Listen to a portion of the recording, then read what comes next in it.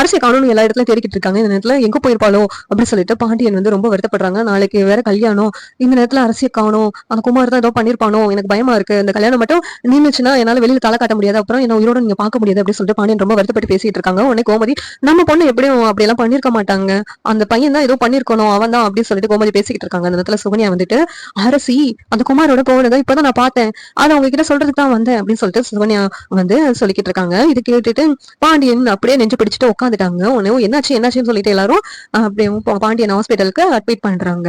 இந்த நேரத்துல மீனா செந்தில் கிட்ட சொல்றாங்க, இந்த சுகன்யா சொல்றதெல்லாம் நம்பவே கூடாது, அவங்க தான் வந்து அரசிய வந்து குமார் கூட அனுப்பி வச்சிருக்கணும், ஏதோ ஒண்ணு சொல்லி அனுப்பி வச்சிருக்கணும், அது அதாவது ஏதோ பிளாக்மெயில் பண்ணிருக்கலாம்னு நினைக்கிறேன். ஏன்னா வந்து அரசி 2 நாளா அவ முகமே சரியில்லை, என்னன்னு கேட்டாலும் ஒண்ணுமே பதில் சொல்லல, சுகன்யாவை விசாரிச்சாதான் உண்மை தெரிய வரும் அப்படின்னு சொல்றாங்க.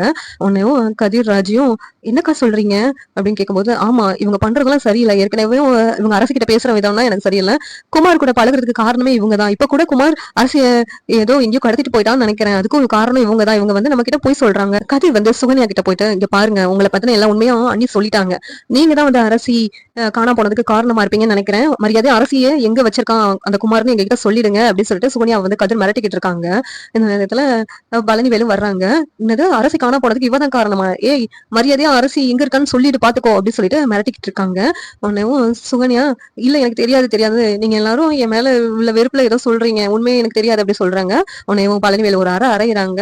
உடனே சுகன்யா உண்மையில சொல்லிடுறாங்க. இந்த சீரியல் எப்படி நல்லா இருக்கும் நீங்க நினைக்கிறீங்கன்னு கமெண்ட் பண்ணுங்க. இந்த வீடியோ பிடிச்சிருந்தா லைக் பண்ணுங்க, ஷேர் பண்ணுங்க, சப்ஸ்கிரைப் பண்ணுங்க. தேங்க்யூ.